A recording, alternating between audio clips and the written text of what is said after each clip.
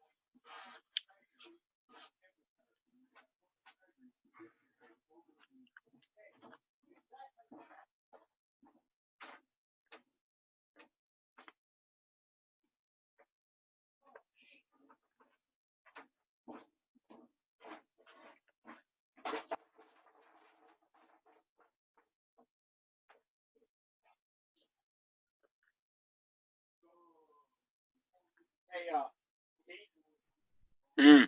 when you get a chance, out there, I need to talk to him sometime next week. I've got a case I'm going to need his help with. Oh, sorry.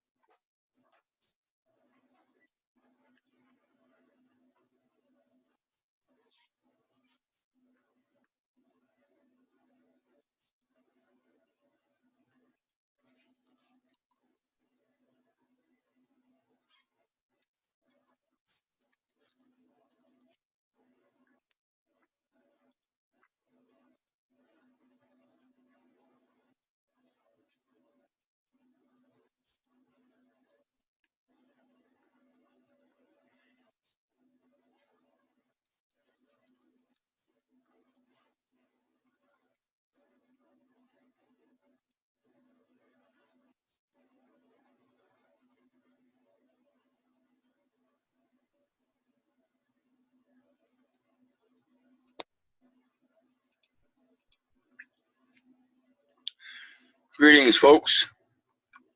We're about ready to get started here in a minute. Thank you for joining me. Please be free to invite others. This is important information.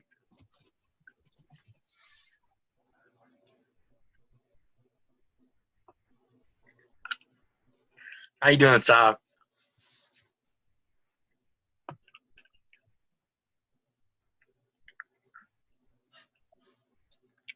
Let's see here. Everybody's mute should be unmuted, or mic should be unmuted, so please feel free to comment. Gracias, mi amor. Hey, you're welcome. Good afternoon. Hey, what's your topic tonight? We're talking about the Numident record, which is the numerical identification system of Social Security. And we're going to wind up with the, I hope, the International Settlement Bank. I believe that's the Settlement Bank of Netherlands, right? Isn't that The Hague? Yeah, it would be. I'm not that familiar with it. I know The Hague.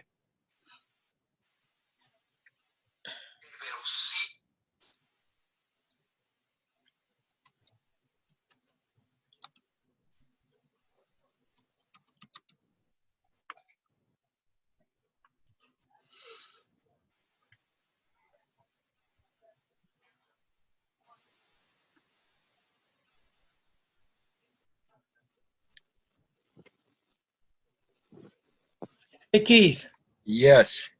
do you know anybody else who has thrown off the government? Um, there are a lot of people that have thrown off government in certain aspects. Like myself, for instance, I've got a standing record from the last time I went into court, despite the fact that I was not what most people would call successful. I did get Huh? quote convicted and spent 47 of 60-day jail sentence in jail. But when I walked out refusing to sign. And so they have an established record now that I refuse to sign any documents. And of course, they watch my Facebook page. They've seen my progression grow from the aggressive combatant that I was when I was in trial to the peaceful resolve that I have of doing things today through knowledge instead of fear and violence. So in that aspect, I've thrown off the government, but I've still got steps that I've got to take care of to secure my own standing and abilities to make my own directives. Did you ever declare that at any Um, point? Matter of fact, I just posted my PMA today. Okay. If you look on my timeline before this Zoom meeting, you'll see there's a post on there with my PMA in it. Okay. It doesn't have my bylaws yet. I'm working on my bylaws. I hope to have that done by the new week. Gonna work So on that over you're the kind weekend. of going down a corporate thing with bylaws and stuff like that? Right. It's well, basically it's the way the United States has their operation set up. They've got a Declaration of Independence, a Constitution, Articles of Confederation, and peace treaty. And basically that's what your bylaws are going to be. It's going to be the same setup. Why? Well, yeah, my question, I look at that and I understand it, and I can hypothecate and understand what you're doing and why, as well as what other people are doing. I keep kind of going, why? Because I go, I'm a human being. I'm not a number. I'm not, why do I create corporations, LLCs, and all this other crapola instead of just being myself? And that's just kind of the way I'm standing. And I understand what everybody else is doing from a technical and logistical perspective. Just beyond me why people just don't choose to be themselves. Right. Well, a lot of people. Well, take for you and I, for instance. I don't know that you've got too many people that are dependent directly on you. I don't know that you've got a wife or children or anything, and I'm in that boat myself. I have no other family members that are dependent upon me and my decisions, and so I'm much at a greater free will to do the things that I need to do in life as they come along. And one Right. of those things that I want to do is re-enter this commercial system, but I want to do it in the aspect where no matter what instrument I forward, it's going to be accepted as a international bill of exchange on the international level. Yeah, okay. I understand that. But again, I ask, and I'm just asking myself not to argue, just why would I do that? Back in the 1800s or before, like I said, you just hang out your shingle, and you don't have to enter into commerce and ask permission with anyone. You can deal with people, which you effectively do just one-to-one. Outside Right, of and that's a what this is all Walmart or about. something like that. Go ahead. And that's what this is all about, is establishing yourself as a separate association, that you're not entering into their commercial system, but you're on an international level able to use the international banking laws, and in accordance with those, you are the banker, and therefore you're helping them comprehend the directives that you're giving right from the start, that every time you issue a draft of an order to pay, that they're going to accept it, but there are certain guidelines that have to be set up to relinquish them of their liability that they're assigning you. And one of those things is establishing an escrow account where we don't need that numerical identification. Right. Okay. Yeah, I can understand that part of it. I just get kind of not frustrated, but I'm just trying to do it as me. Right. I'm me. And, I don't need everybody's number and all this other crapola.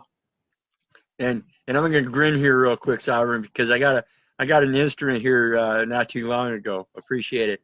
And the instrument has a certain design on it, and it says specifically no account.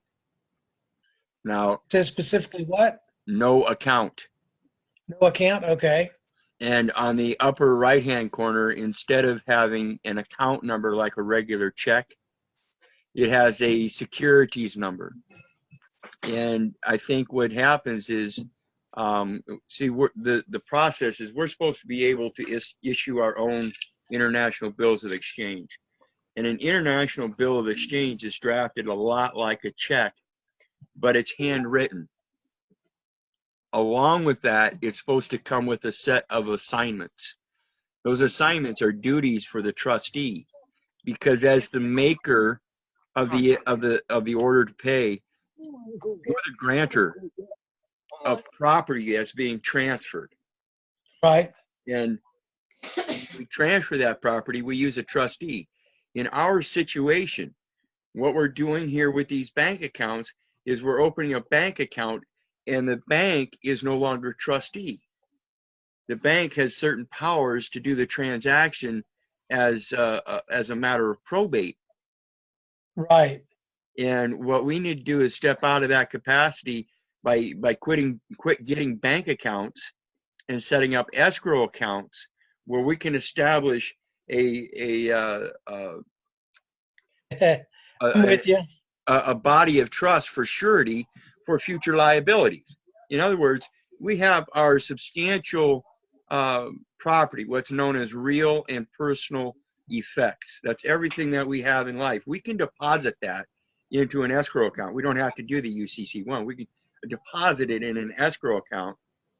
And then in establishing the assignment of a broker at a bank, instead of opening a bank account, we establish a relationship with a broker who then has been assigned authority to act as authorized representative of your transactions based on his unqualified guarantee that you are the one that's conducting the transactions. You're the Right. original. Understand. Hey, interesting concept. I like that. And this is all part of the medallion stamp signature guarantee program. Okay. It's also mentioned in the Board of Governors of the Federal Reserve's exemption letter, where they clarify that there are peoples that are exempt from the customer identification program because we're not customers. Right. Yeah, I was reading. I think you posted some stuff on that today. I was reading it a little bit. Right. Yeah. See, we're supposed to be partners in business. Equal consideration, equal benefit. Yeah. And the first thing I want to do here today is at title, at UCC 6-102. And I'm going to pop the link into the chat bar here for everybody. And I want you guys to take a look at this, because it's got very distinct language in here. And we're going to go down, we're going to look at Part D. This is a set of definitions, and it says claim. Claim means a right to payment from the seller. Very distinct. Claim means a right to payment from the seller. And in the government services programs, that's what they're doing. They're selling a service. You have a right to payment. You have an inherent right to payment because they have charged your person and then exacted Federal Reserve notes from you. And what we have to do is comprehend this concept of the bank account, that we got to quit with these bank accounts. We've got to learn how to establish ourselves as a private member association, which is doing business as a bank, doing business as a healthcare provider, doing business as a council in any manner of life. And if you look at my PMA that I posted tonight, my Facebook link, you'll see that it's very distinct and unambiguous language that clarifies a lot of things without having to sit there and name everything. And that's what we need to get down to, is realize that we're the ones that have the right to payment because they've sold us a service that we're not subject to. That service is the circulation of fiat currency. Every time we use it, there's a tax on it. It's not the way it's supposed to work. It's a monopoly. We're supposed to use those Federal Reserve notes to convert to gold. How do you do that? They won't let you do that. Sure they will. Sure they will. Go to any coin store. Anybody that sells gold jewelry, silver jewelry, diamonds, all that stuff, you can buy it with your Federal Reserve notes. And it is now substantive collateral value for your estate.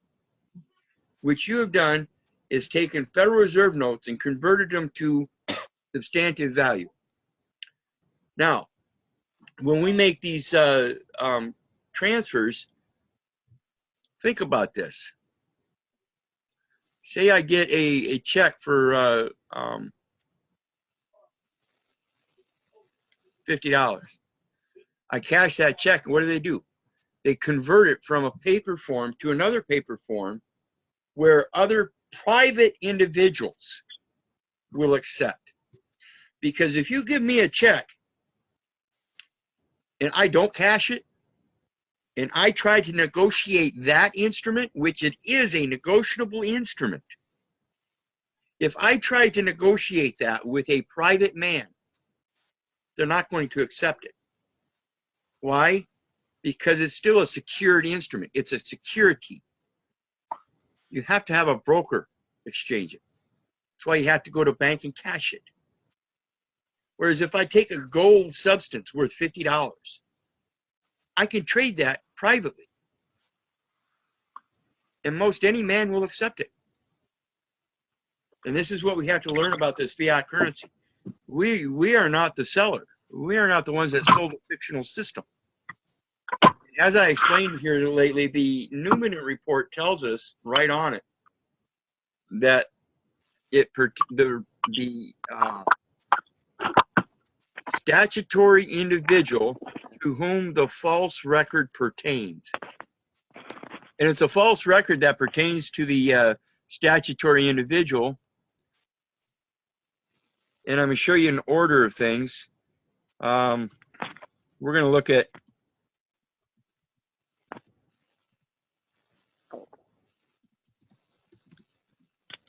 UCC, contradictory terms of instrument. And this is at UCC 3-114. And there is the link there. Now, when we look at this UCC 3-114, we see that it says, if an instrument contains contradictory terms, written terms prevail over printed terms, handwritten terms prevail over both, and words prevail over numbers.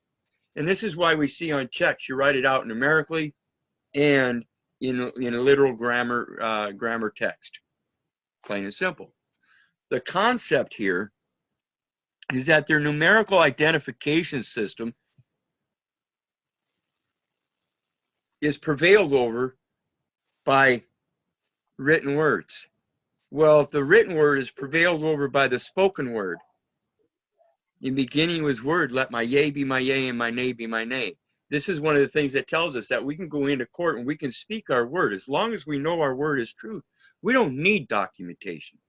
And this is what Sovereign's talking about. Stand your square, but know your square. Know what you're doing. Know what you're talking about. So that when they try to accost you by casting these spells, understand, in beginning was word, and the word was with God, and the word was God. In beginning was the word, and the word was with truth, and the word was truth. They seem to think that in beginning was the Word, and the Word was with magic, and the Word was magic. So dispel their magic by filling in the gaps that they leave, that provide the deceit. Show them the truth with the correct spelling. Learn the words that you're using. Pure and simple. The next thing, in regards to the Numident report, again, if you file for a Numident report and you haven't done the SS5 correction,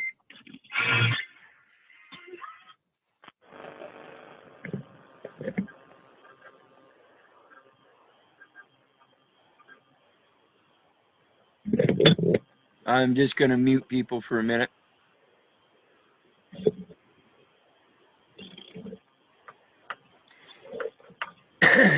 And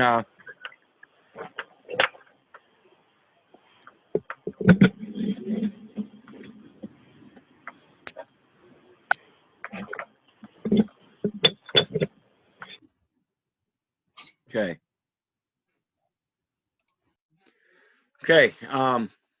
When it comes to the Numident report, we've already discussed that it's a false record. And when you apply for, make a request for it before you do the status correction, they're going to give you the Numident report on the decedent. And this is by that form. Now, if you want a Numident report after you do the name change, the only Numident report they can give you is the live Numident report. However, they don't tell you that in order to request the live Numident report, you have to do it in handwriting. You have to physically write them a letter to a specific address, $16. And then, of course, if you do it correctly with the registered mail with 21 $1 stamps, so you're going to have $16 that you're going to send them, plus the $21 it's going to cost you for the stamps. So it's going to cost you $37, but you're going to have a registered mail number and everything for that instrument. And you have to give them a name, Social Security number, and date of birth, and provide an oath. Just like the previous statement on the record or the request for the decedent Numident record, you have to make an oath on there that you are the intended recipient. You are qualified to receive that information as the originator. You are the source event in life that all that abstract information that has created a false record is derived from, pure and simple. The next part, when we try to correct this stuff so we can perform our functions of financing appropriately, one of the main things that we have to realize is the property transfers occur through trusts. You can create a contract with anybody you want, but unless you have something set up in an escrow account where both parties can give equal consideration and set that in escrow, that's what quantifies a valid contract. You both give equal consideration. Now, if I've got in escrow substantive value to indemnify the broker in case I should happen to harm him through the handwriting of my own draft of an order to pay by somehow committing fraud and involving him, then that escrow account will pay for that liability. However, I'm a co-trustee in the transaction. I too am performing a duty which I deserve compensation for through my person. Because see, I'm not doing it as my PMA, I'm doing it under the estate. And so I assign an estate trustee, which is one of my persons, to conduct the affairs in cooperation with the bank trustee, thereby performing co-trustee and co-beneficiary positions. We're both supposed to benefit from this, so we're both supposed to be beneficiaries. This is what enables that banker to accept your unqualified guaranteed signature and perform his duties as authorized representative, giving an unambiguous authorized signature on the instrument, and therefore is not liable for the person named in the instrument. It cures the liability if the transaction is performed lawfully, because both sides of the ledger are balanced. Both trustees are getting paid. Both beneficiaries are getting their compensation. And any other party involved, particularly say I want to buy something from Walmart and I've got it set up appropriately. Instead of going to Walmart and using my Federal Reserve notes, which I'm supposed to be using to buy up the silver and gold and everything of substantive value, and keeping it in escrow or in my estate collateral, I'm supposed to be using negotiable instruments. I'm supposed to draft the order to pay. I'm supposed to know how much this company A or the company B wants. I'm supposed to know what Walmart wants, the dollar amount, and the date that I need to pay them. And so this is a little different than your regular billing statement. But I can draft an order to pay, hand it to a broker, and that broker will draw the instrument, and then sign that instrument by stamping his medallion stamp signature on it. His unqualifiedly guaranteed signature. As trustee, who is not liable for his signature on the instrument for the person in the instrument because he was authorized by myself to do so. But that authorization comes in a collateral or a bilateral contract. So now he can issue a proper instrument to Walmart, which I can then go get. Go to Walmart, and here you go. And Walmart should. This is the way, in my opinion, through my research, this is the way it's supposed to work. But the thing what we're missing is that escrow account. It's not an account with a bank. And the bank doesn't draw checks off of an account. They draw instruments in the form of a check. And it is an international bill of exchange. And they sign as authorized representative, relinquished of liability, unless they go beyond the bounds of law and commit fraud themselves by not performing their functions or duties properly. Then they can be held in their private and personal capacity. And that is 31 CFR 535.210. We speak of this escrow account. The link is right there. And what I want people to pay attention to, it says, direction for establishing an escrow agreement. See, we're not establishing an escrow account. We're establishing an escrow agreement whereby we've got another third party acting as trustee, holding substantive property in escrow for liability reasons, so that I can conduct commercial transactions in the commercial world and grant them indemnification without using their insurance system. Plain and simple. And it says direction for establishing an escrow agreement. The Federal Reserve Bank of New York, as fiscal agent of the United States, is licensed. Who's licensing them? Who's authorizing them? Who's directing them? And who's compelling them? Because it says is licensed, authorized, directed, and compelled to enter into escrow and related agreements under which certain money and other assets shall be credited to escrow accounts by the Bank of England or the NV Settlement Bank of the Netherlands. Very important to comprehend this, because when we're talking about the Federal Reserve Banks, Sava was questioning about why do we have to present ID? And this is what we're getting at. We don't. There is an exemption through the United States Code known as the Medallion Stamp Guaranteed Signature Program, wherein by these banks can accept unqualifiedly guaranteed signatures as authorization as long as things are being done appropriately as licensed, authorized, directed, and compelled to do so.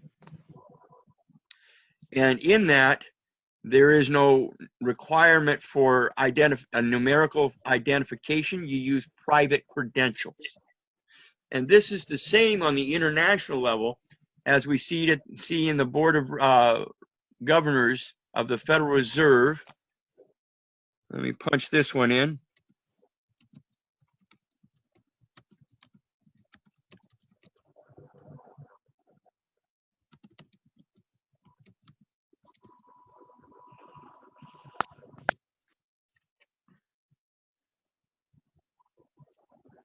This is called their interagency exemption letter.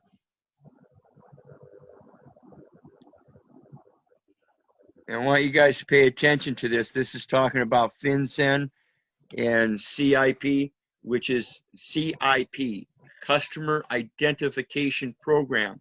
And they're talking about the exemption of the Customer Identification Program. See, again, we're looking at the unqualified guaranteed signature based on private credentials rather than a numerical identification. Because everything in this commercial system is depending upon a numerical identification. Well, the problem is it needs to start with the private credentials first. See, on your driver's license, it starts with the state of Iowa. That's the authorizing party. So instead of having a numerical identification where it has the state of Iowa and then you and a number, and you have private credentials stating who you are, Keith Orland, Keith hyphen Orland, full colon stop little, and I happen to be the owner, proprietor, executor of the Keith Orland Estate Bank and Trust, and we operate under the Keith Orland Little PMA, and we do so in accordance with international law. And I believe you're compelled to accept an unqualified guaranteed signature as long as I have established an escrow agreement. And that all sounds logical to me. And I'm hoping that the studies that I've been doing and the information I've been putting out will help people tie this in and realize that that copyright, trade name, trademark, patent concept is based on your own inherent authority. Plain and simple. Nothing more, nothing less. I'm going to go ahead and unmute everybody.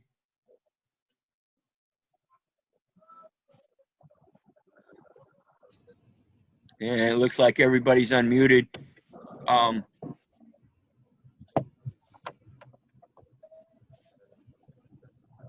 Some people went ahead and muted on their own. You're still muted, but the floor is open as we continue to discuss some more. Any questions you have, please feel free.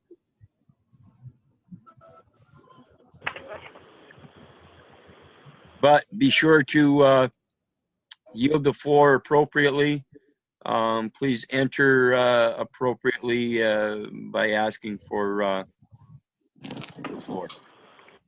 Keith, did you see them people that have posted their copyright trademark online with their handprints, fingerprints, footprints, and they put their name and all the different variations, and then they do a trademark copyright copy claim posted online? And I heard this week on Jackie Figg's call that someone was speaking about it and saying that people are giving the special treatment when they do that. They don't get hassled by the law and stuff.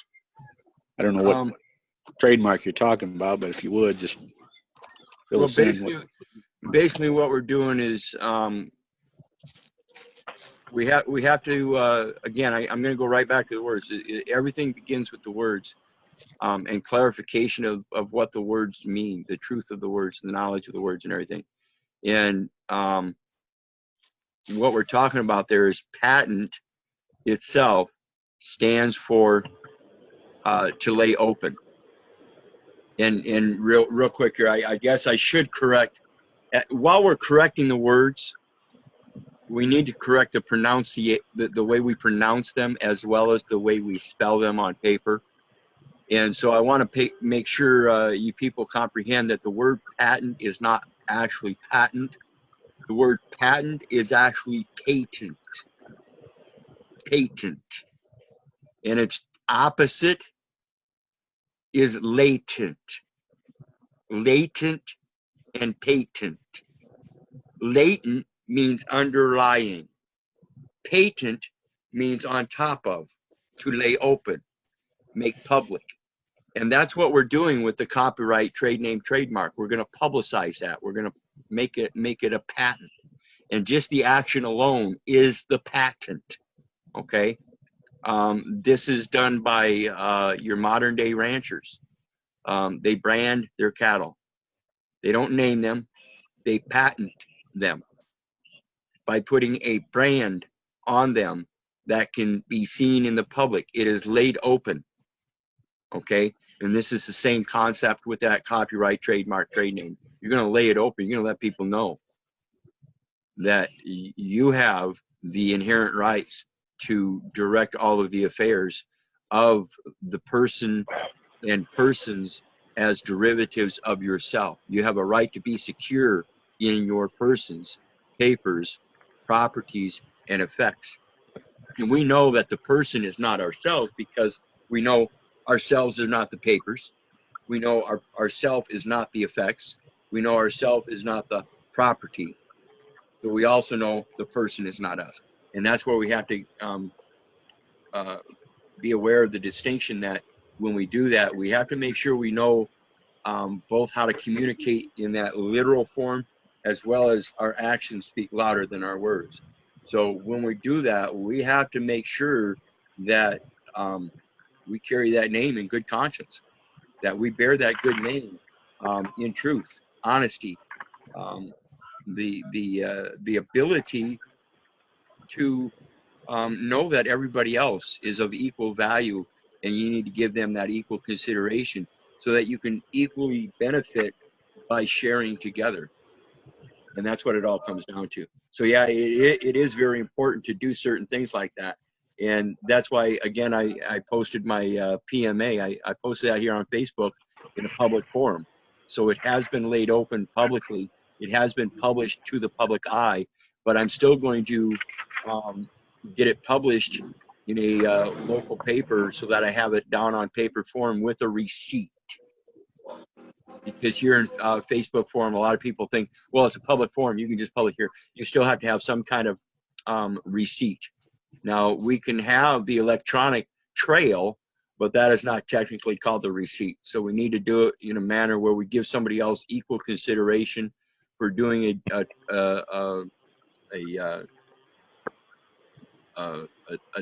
duty assigned, I guess you say it, because you're entering into an agreement with the local paper to assign them to push or publish certain words. And they're going to be in agreement of that no matter what those words are, unless those words are traitorous or treasonous or threats or something like that. And that's their duty, their responsibility to look at that document and make sure that when they print it, they're not going to be held liable for it. Same thing with our banking transactions. Can I record? Oh yeah, please. I'm sorry. No one's more allowed to record.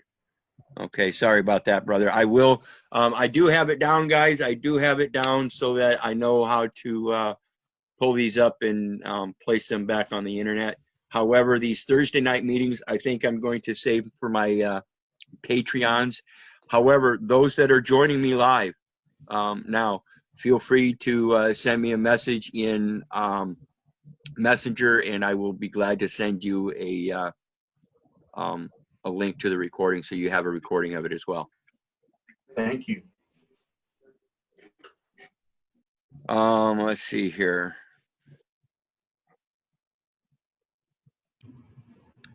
Back to this Board of Governors Federal Reserve thing. It says the Federal Reserve, the Federal Deposit Insurance Corporation, the National Credit Union Administration, the Office of the Comptroller of Currency, collectively the federal banking agencies, and the U.S. Department of Treasury's Financial Crimes Enforcement Network, and this is the FinCEN, are issuing the attached interagency order to grant an exemption from the requirements of the Customer Identification Program rule for loans extended by banks and their subsidiaries to commercial customers to facilitate the purchases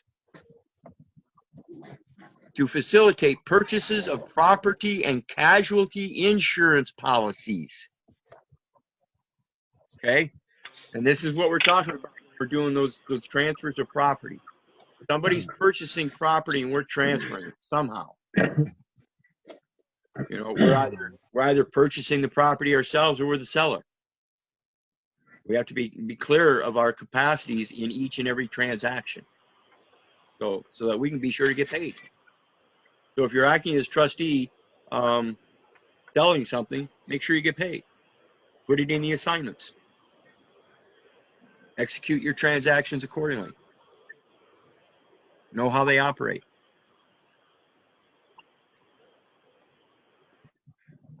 What else, guys? I know we got to have questions. This is Yeah, I got questions. okay. Go ahead, Sparta. What if you're in a position where you're being blocked, as in you're being blocked by police, lawyers, and so forth? What's the reason they're blocking you? Well, what happened is my uncle had left a power of attorney with me, as I told. I don't know if I did tell you about it, and some properties for me to oversee.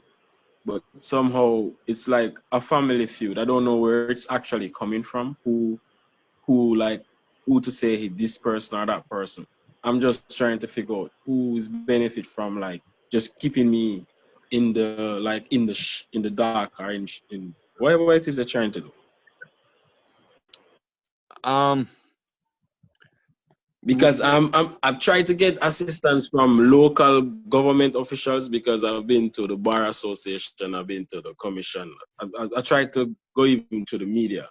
Like, you guide me as well, because I get a lot of guidance from you.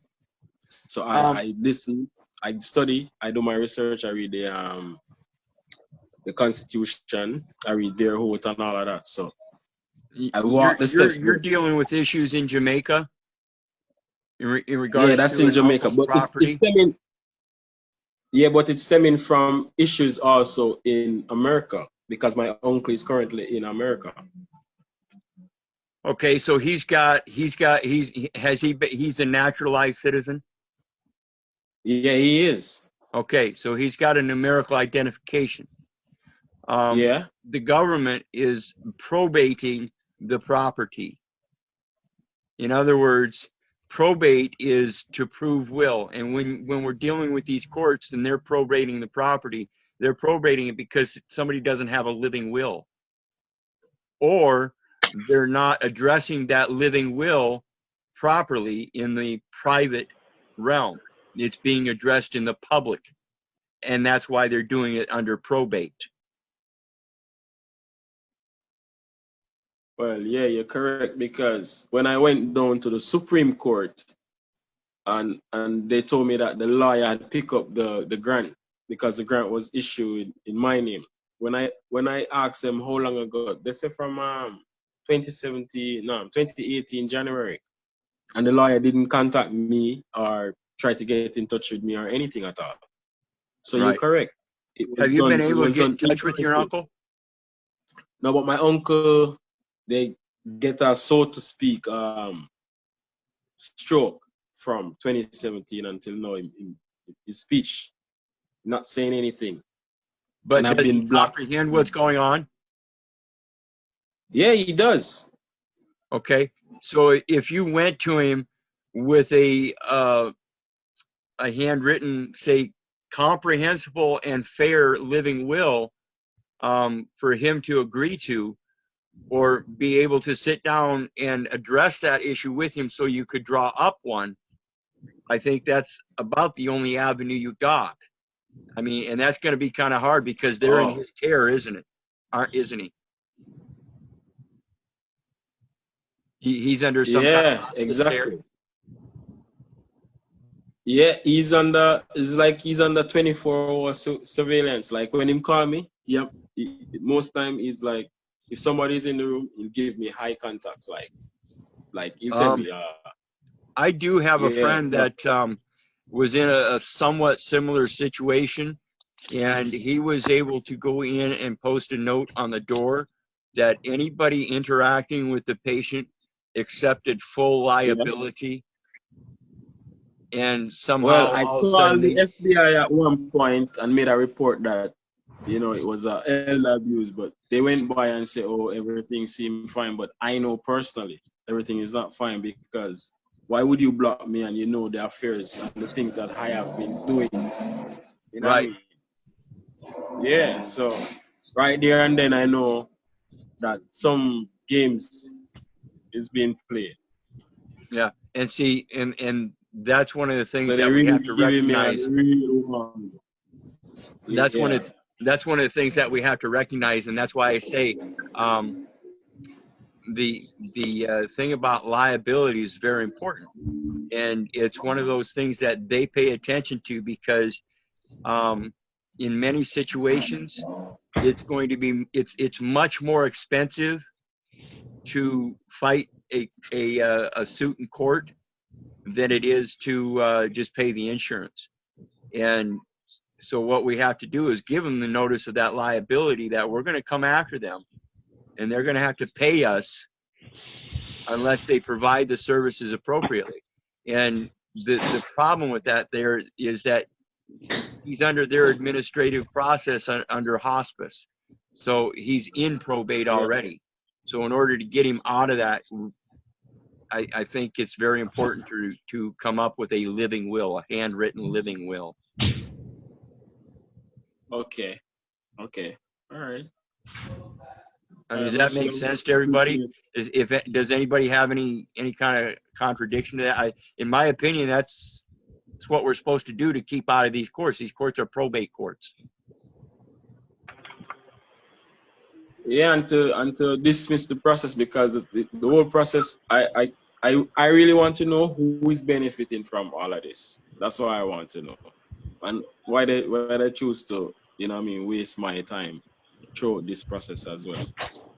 Because to them, each transaction they can make money on, and when they perform those transactions and they're not rebutted, they get used to having that money flow come in, and then all of a sudden when something starts jiving, they want to keep it going, so they're going to try to push you off.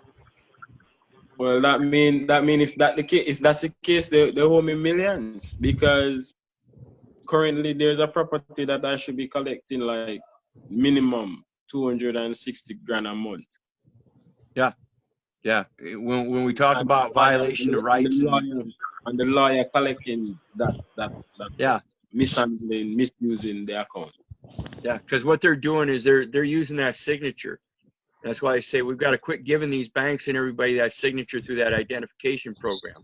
It's all done numerical, and we know that it's a false record. So when we so would I have to be so would I have to be in the States to actually put in these affidavits and these liens, right?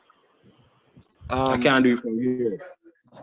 I don't know that we want to do the affidavits and liens. I think what we want to do is learn how to organize the financial instruments that are being used, because what they're doing is they're using his estate and that's because nobody's been allowed to step up as the in the proper administrative capacity as either executor or next of kin assigned as successor trustee. Okay. See what I'm saying? That's why the written living will is important, because he can assign a successor trustee. Okay.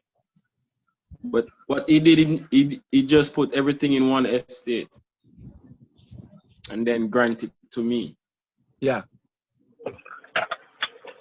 But you're that's why I need to have a living will. So if whatever happens, You can step in as the executor of the trust. exactly. So you're correct. You're correct. Because But as remember, I tell executor you, of the trust, like I they need said, the assignments. but like I tell you already, bro, you're for all the knowledge and thing you dissemburse and share. My home is yours. Like I tell you before, you know what I mean? Whenever you choose to do whatever it is. Yeah, we're supposed to help each other, you know, and that's why I say, you Yeah, know. yeah. And if you have anyone as well that need help, because I have multiple properties, I have multiple land space and all of that to do farming and all of that. So, but Yeah, that's I'm and that's only one of those things I like about you, brother. You like that farming. That's a root. yeah. That's a root. Yeah, because I realize a lot of these youths, they don't have any guidance. And speaking with them from these days, I realize I need to curve them back into farming, so that way Yes. I could get to teach them about like the law in between. Because just teaching them the law, not having any substance behind it, is like you're just wasting time. Yeah, yeah. You know, when we deal with this commercial system and not knowing how to actually operate it appropriately, we are in effect wasting our Yeah. time, wasting our sources, not our resources, because we're not resourcing them. They are the No. sources, and we are wasting them. Yeah, for real. So, But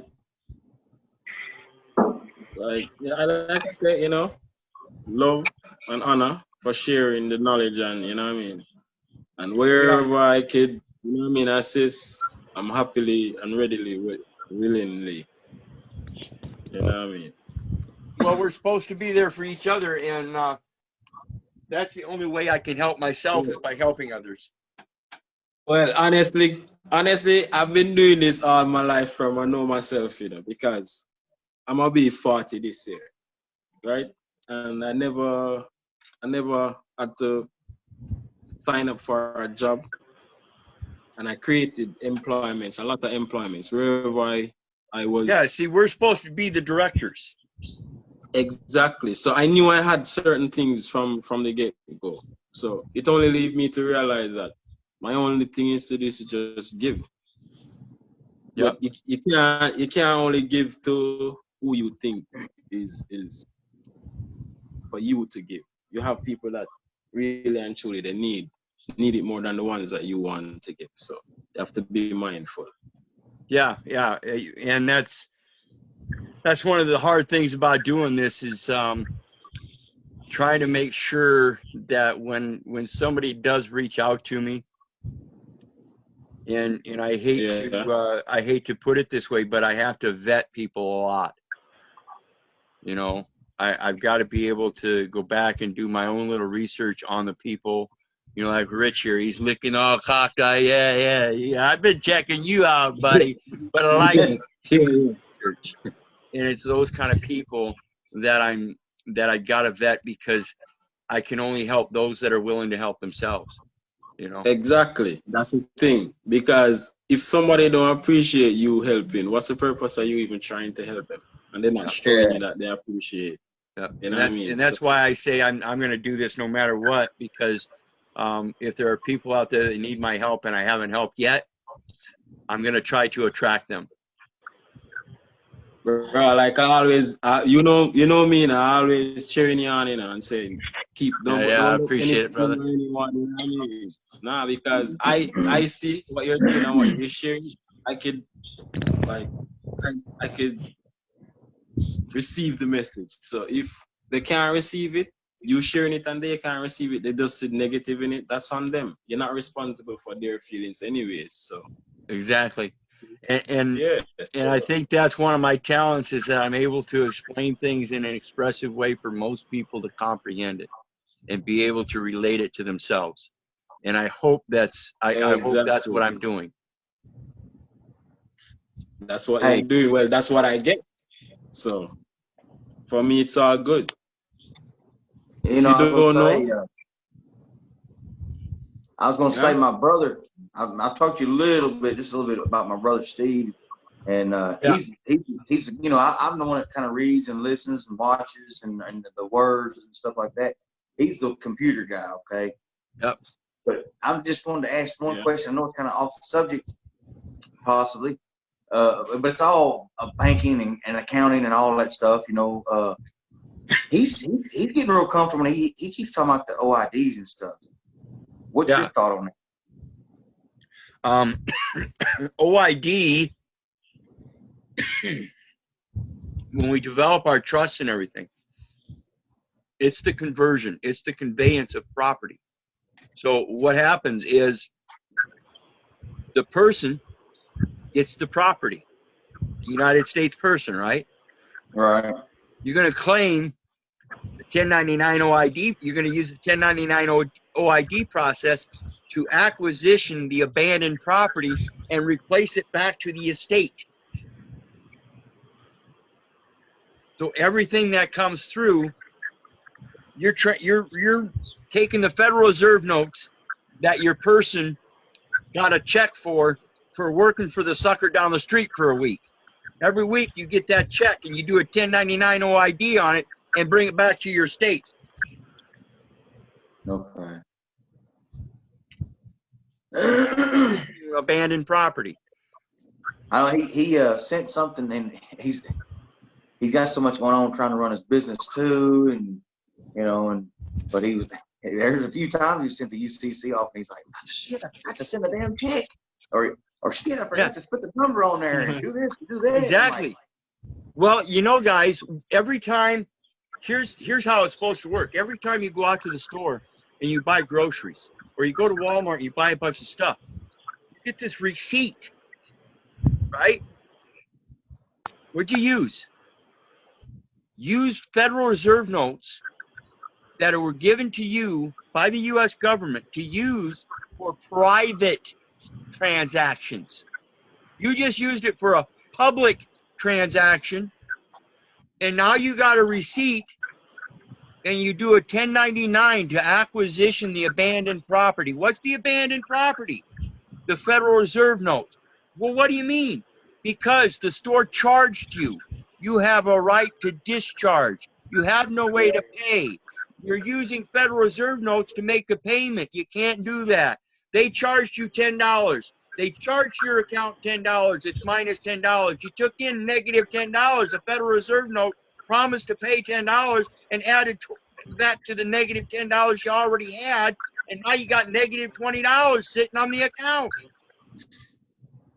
So you do the 1099 OID on it, and you bring the ledger to a balance by acquisitioning the abandoned property.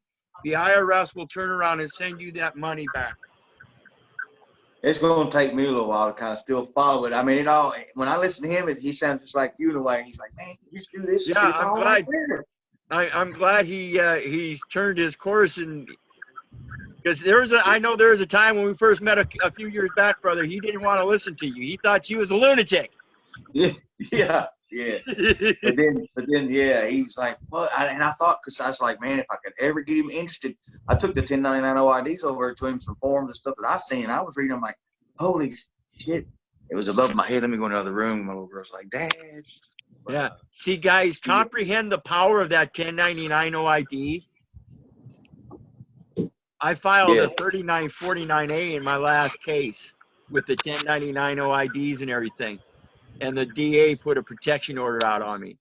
That was 4 years ago. This DA renews that protection order every year. Says that I accused her of fraud. Scared the living daylights out of them, people. Well, I mean, what you doing? They are committing fraud. Right, and this is what Sovereign was talking about. How do you get him to just leave you alone? You know, this is what Sparta Boss. How do you get him to just leave you alone? You got to know the information solid enough to know where it belongs. Oh my Lord. Hey, my brother, he looked up, I forget what he looked up, but I know he sent me a screenshot of something, and it was showing, it said something about Department of Justice and FBI, maybe DEA, and it said Interpol, said his name. If you see his name on these webs, or it said something about a domestic terrorist, and he laughed, you know, and I was like, at first I was like, shit. I'm like, did you forget? He's like, no, not really. He's like, and I even said it a few years ago, just, you know, looking in there and discovered all this shit. I'm like, you know what? You know, I don't know, damn. Even my cousin, the one that went to prison for conspiracy, trafficking, money laundering, and shit. He's like, you gonna feel all funny when the feds go kicking your door up. I said, for what? Discovering the fraud and the bullshit they're committing. I said, I ain't hurt a soul. I said, I don't see them kicking my door in. Hey, I'm gonna just so just in case you guys haven't got on here and read this thing about the Board of Governors exemption of the CIP program, I just copied a piece of it. I want you to pay attention to this. Oops. What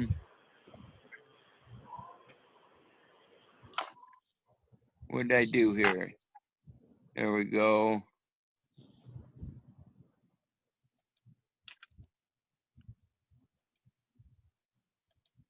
See if this works. No, it's only sending it out to one. What the heck? Let me see here. Here we got it. I got it. Okay. Now that shows up on everywhere. Yep. The CIP rule set forth in Section 326 of the USA Patriot Act. Why are we talking about the Patriot Act? I think to hold them accountable, I believe. I think I heard somebody. You have the right to privacy as a national, do you not? That's information that's vital to the importance of the nation. That's information of vital importance to the nation. What are they going to do? Start issuing securities with that Social Security number attachment to the United States? That sounds like identity theft to me. Sounds like personage. So think about this stuff, people. Hey, Keith. What's going on, Tanis? Hey, bud, question for you. You're talking about filed paperwork and treason, and they had to renew that every year? Say what? You said you were just talking about a gal that you had charged for fraud. Oh, no, I did in my case on the travel thing, I filed the 1099 OIDs on the case. And in doing so, I also filed a 3949A noticing the IRS of possible fraud on a commercial transaction in a tax court. And she said that I accused her of committing fraud and filed a protection order against me. This is the same woman that renews that protection order every year. Okay. What I was wondering, because we went to a case in the next couple of weeks dealing with real estate taxation, and all of that stuff is all based on fraud, goes back to 1933, as you know, where you're only user of your property. When the property was purchased, we claimed it as private property and instructed them to bring the land patent forward, which of course they didn't know how to do and didn't do. Right. So basically, they're taxing 3 times the amount they're taxing anybody else. So they're committing fraud there as well. They won't ever bring any evidence forward either. Yep. Well, real quick here, one of the things I discussed in a previous video on the Numident report, very important to make this connection, guys. The Social Security number is a string of 9 numbers in a style. 3 numbers, dash, 2 numbers, dash, 4 numbers. Okay, these are identifiers of areas and such as that. Now, when we do our status corrections and everything, we turn around and get a EIN, an employee identification number. Now, this too is that same string of numbers, but it's styled differently. It is styled 2 numbers with a dash followed by the 7 numbers. Both of these numbers are known as tax identification numbers. Now, as I pointed out in the Numident report, it's a false record. So if you first are assigned a Social Security number, do certain transactions, and then are assigned an EIN, both of which are the same numbers, styled differently, and considered taxpayer identification numbers, it is still a numerical identification of the taxpayer, whom is the statutory individual to whom the false record pertains. So anybody claiming a tax is making a false claim because they're claiming personal and subject matter jurisdiction, which is inclusive of the record of the statutory individual that is clarified to be false. So they are in fact bringing a false record to the court, conferring subject matter and personal jurisdiction to the court, and that is fraud upon the court. Period. They better never bring me into court. I don't need documentation to prove this. I can write it. I will have that court recorder write it her own damn self. Know this stuff and know thyself. Know they are distinctly different. Their record is false. So speak the word. In the beginning was word, and the word was with God, and the word was God. In the beginning was the word, and the word was with truth, and the word was truth. Quit putting magic in the words. Words. Yep. That's all it is.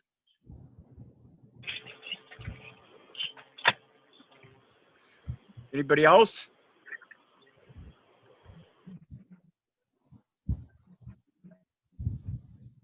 Well, we've gone our hour, and it's been a good one.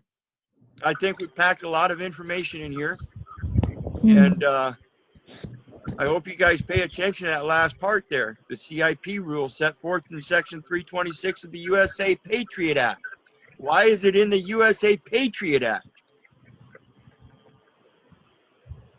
It's the same set of numbers they run here in Jamaica, because they call ours, like how you'd have social in yours, they call ours TRN. Yep. Tax registration number.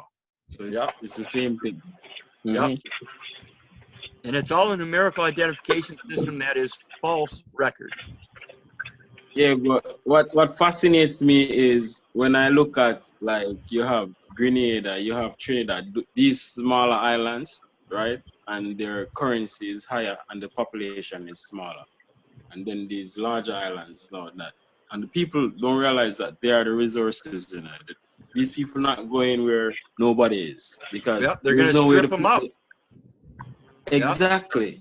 And there's no way it can be overpopulated. There's so much land. Yep. Yep. You say you shouldn't be homeless, you shouldn't be hungry, you shouldn't be thinking nothing more than just be living and loving, like really and truly. Yep. There is enough for all. Mm-hmm. We are told. There is more than enough for all, if we really want to be honest. We are told. There's more than enough. We are to give freely that which is freely given, so that we can live prosperity and abundance. Yep. That means that prosperity and abundance has already been freely given. Yep. You just Why would we accept anything less? Yeah. Yep. I agree. I explain to people one of the biggest things, you know, we hear this saying, the only thing to fear is fear itself. And if you think about your head as this parking ramp, and you're walking in that parking ramp and you see all these automobiles that have license plates on it that say fear this and I fear that, I fear this and I fear that. I know a little bit about this and I know a little bit about that. I love this woman and I love these children and I remember these people, but you got all these cars that are still sitting there with all this fear because I fear I'm going to lose these people like I've lost these people. So I cherish these people even more. We got to get rid of the fear. We got to pull those cars out and fill that parking lot back up with license plates that say knowledge. We have to learn. We have to know the knowledge of the words, know the truth of the knowledge, and the wisdom of the truth. You know, you start off, you know, some people will sometimes, like we start off with the traveling thing, you know what I'm saying? Like, well, hell, why you want to? Well, I mean, if they'll lie to you about something like that, what else are they going to lie to you about? When you really start digging in and you see what the hell, you know, and that's why I don't want to stop. I don't want to stop learning. Traveling is one of the biggest issues because it's the basic concept of ingress and egress. We have the right, we have the freedom of movement, and ingress is when you move into an area. Egress is when you move out of an area. Okay, so as we're moving, we are constantly doing both. We have to learn how to balance that. In order to learn how to balance that, we have to understand that. Most people don't even understand driving and traveling. I know. So we're kind of stuck in a hard spot of educating and learning at the same time. There's several truck drivers that I'm friends with on here that get it, you know what I'm saying? But then there's some that I meet out here and I talk to and I try to tell them, explain to them, well, you understand that what you're doing is commercial nature, right? You're a CDL driver. Yeah. Well, and then I tell them driving's occupation. It's for hire. And when I say, if you start thinking about the words and the definition, and they're like, and they just kind of Mr. Smith look. Yeah. I mean, you get the call.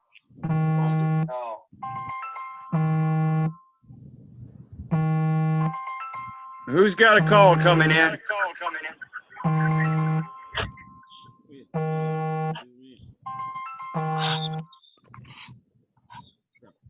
All right. Sorry, man. But Okay. So what were you saying now? I forgot. It went past you there, bro. Well, we were talking about the ingress and egress, freedom of movement, you know? Right. And I was talking about mentioning how I mentioned sometimes the drivers, you know, that and they're like, I don't know, just go drive around. I'm tired of talking to some people. I get real tired of talking to them. Yeah, well, see, a lot of them comprehend the concept of the commercial aspect, but most of them don't. The thing with the residential driver's license or state driver's license, depending on where you're at, they call it different things, but it's the one that's not commercial. And it will oftentimes even say right on there, for non-commercial vehicle use. And that's still just ambiguous language. And what happens is people don't pay attention to that, and they just take for granted that these people are offering legitimate services when they're not.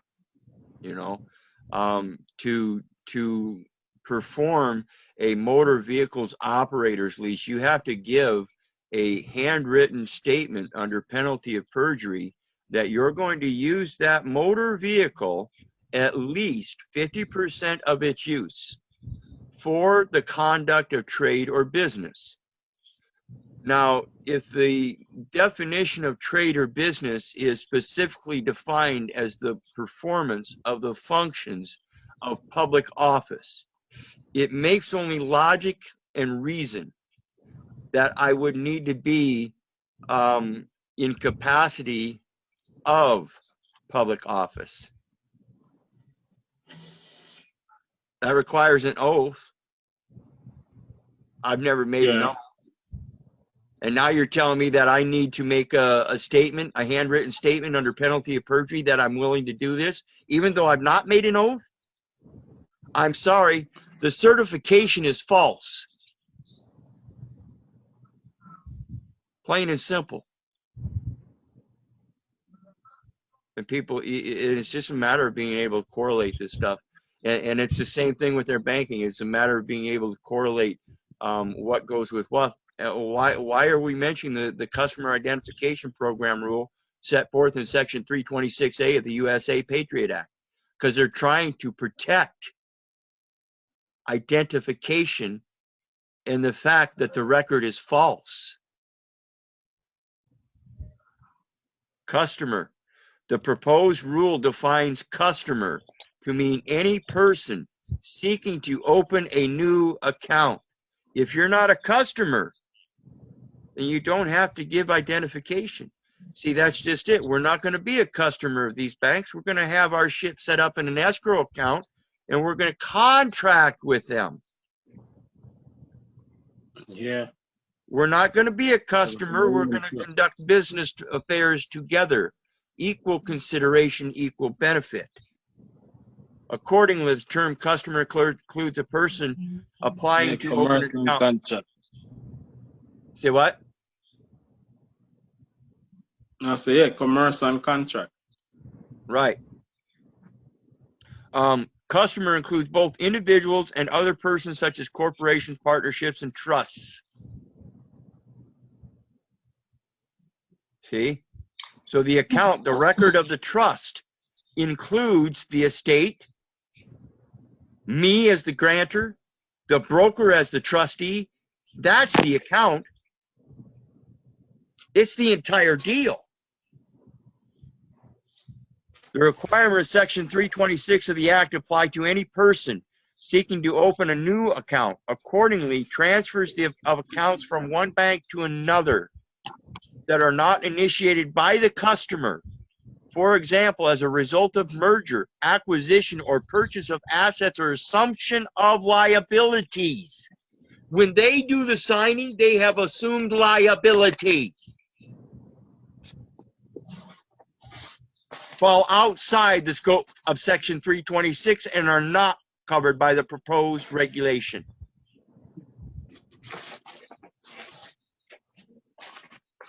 You got a link on this here?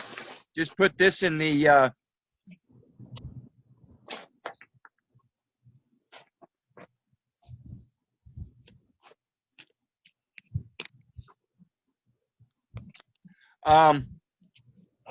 Walter, I posted some links up here earlier in the comments. If you go back and look at them and check those links out there, there's going to be one in there talking about establishing an escrow account. It's important to realize that you have to have other things in place first.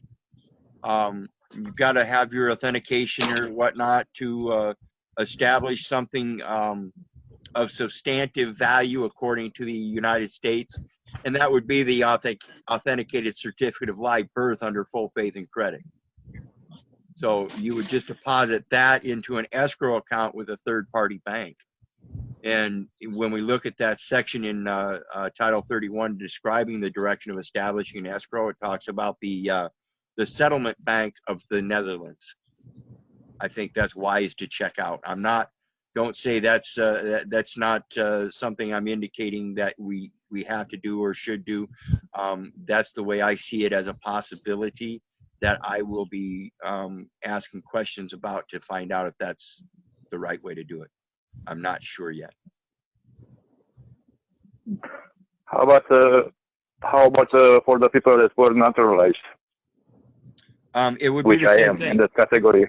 It would be the same thing because they're gonna, in that naturalization, what they're doing is they're providing a Numident, a numerical identification system, and through your naturalization they gave you a social security number, correct?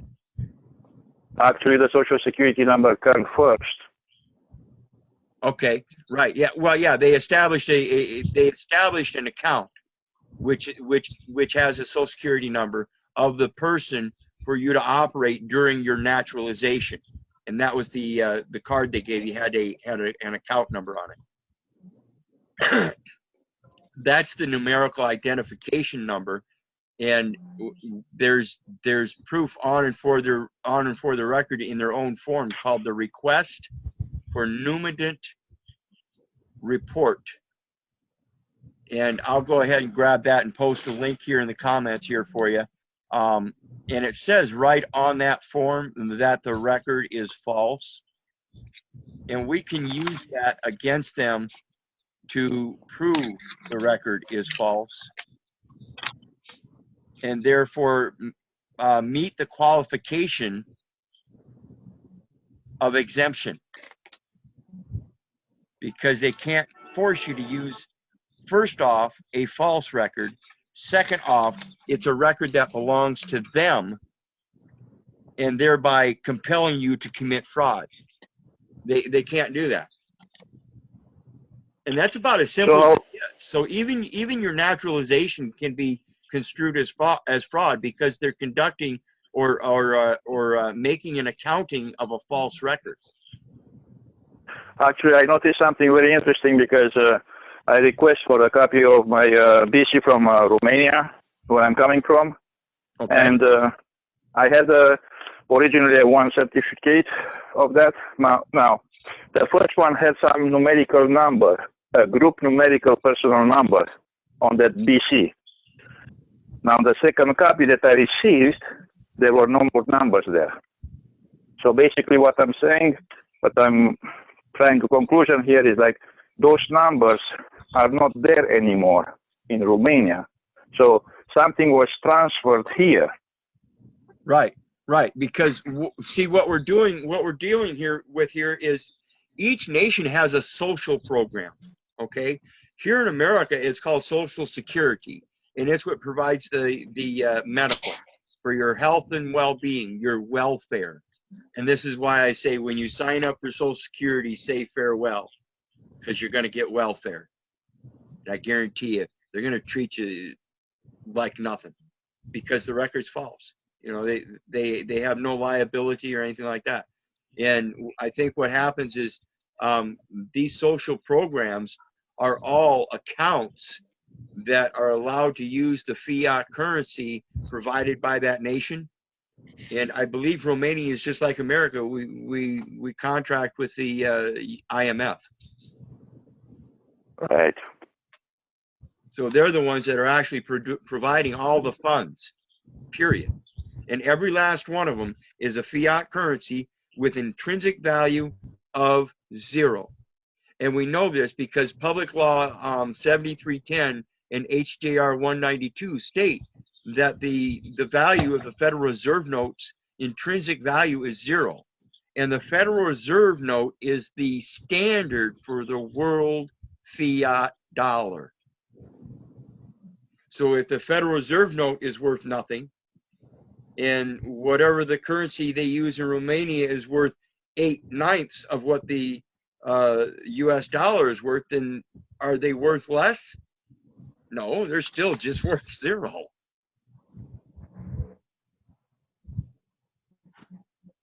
That's why it's good to know the 10 rules of commerce. Yeah, yeah. It's now. I have another question for you.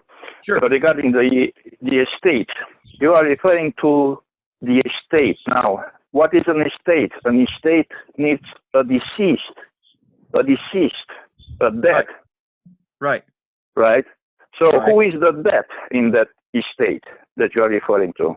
Okay, and this is why I was talking to Sparta Boss earlier.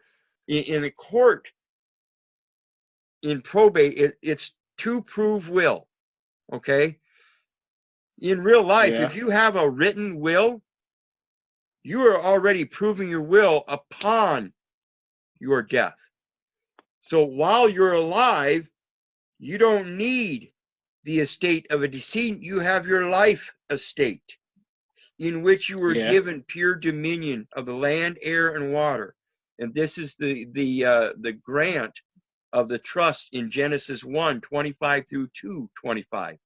You're granted dominion of the land, air, and water as stewards, trustees, stewards, house wards, wards in his house. to go forth in prosperity and abundance, so long as you follow his way. And if we step into these courts and start following the way of the probate courts, then we're no longer following his way. We're confused by the words on the paper. And so we have to knock down the words on the paper because they're false. How do we know they're false? Because the defendant has a numerical identification. Yeah. But this is What do why you I think tell you about when I those went people to that the change their name in the probate court? Awesome. Awesome. We were just talking about that with the brands. This is what your modern ranchers do today is they make brands. And if they decide they want to change the brand because they've got a new neighbor that's got some herds himself and their brand is close and he doesn't want to infringe, he might want to change his brand slightly and add something to it. Go back out and rebrand all of his property. It's a matter of laying it out in the public, letting them know. Let my yea be my yea and my nay be my nay. He is my guide. He protects me. So I shall not waver from his word.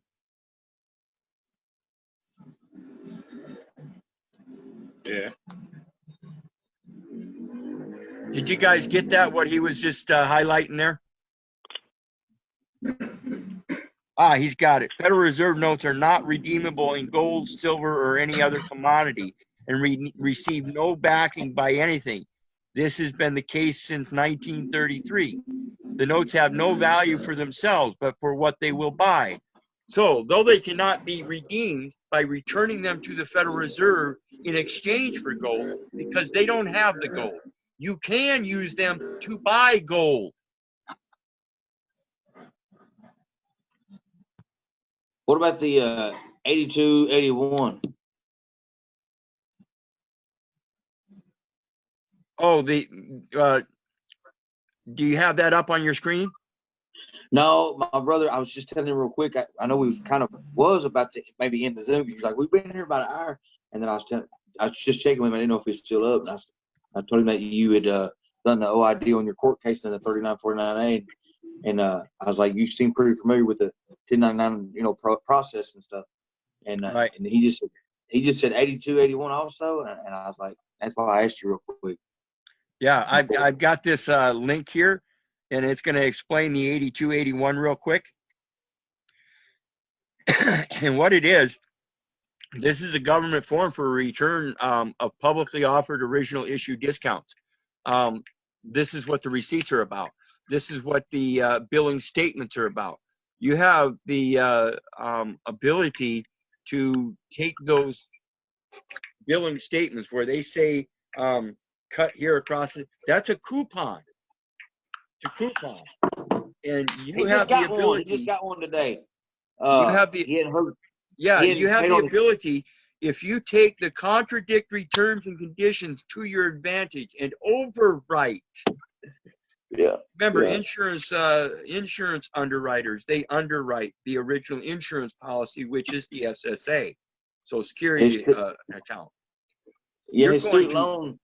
Right, you're going to overwrite and make it a money order, an international bill of exchange. You're going to draft your order to pay. You're going to hand that sucker to your bank broker. You're not going to send it back to the utility company. You're not going to send it to the IRS. You're going to hand that sucker to your bank broker. Comprehend now? Comprehend now? He quit paying on the student loan and he said, I hadn't paid on it like 6 or 8 months. He said, and this time they sent me a coupon. He said, check that shit out. I'm like, oh, hell yeah. Yeah, and see, when we do this stuff and correct our status and all that, it's only because we've gotten rid of that fear of the processes that they're using against us under threats, duress, and coercion. If you don't pay this $28,000 student loan, we're going to come arrest you. Really? They have debtors' prison. Really? You got to be shitting me. You know, and that's how we gotta act. You know, we gotta get rid of the fear and come forth with the true knowledge. but you do so wisely in truth. I mean, because we were talking, I was talking to another brother, we were talking about white lies. You know, there are some things that you do accordingly to your own advantage for the advancement of your fellow man. And sometimes you just got to look at that court officer and tell him a sweet little white lie. Be choosy about your white lies. Yeah. So anyway, it's been a good night. We thank you everybody for coming. I did post my PayPal link in there if anybody wants to help out, chip in a little bit. I don't care if it's $5. I don't care if it's $100. I don't care if it's $1,000. The only way I can help myself is by helping you. So whatever it's worth to you, you guys. I thank you for this forum. This is a great forum because I appreciate you guys being able to chip in and be interactive. It helps bring things to the forefront that I might have surpassed or gone over, or brings things to light that I haven't thought of.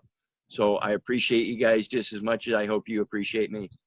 In the meantime, remember, if it wasn't for you guys, I wouldn't be doing this. God bless you. Love you all. Have a great night. Love, bro. Peace. Peace. Thank you.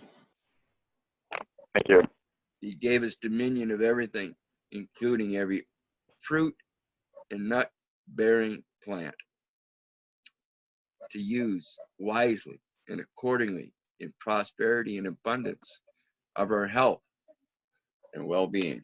All right. Have a good night, everybody. Good night. Good night. Good night, bro.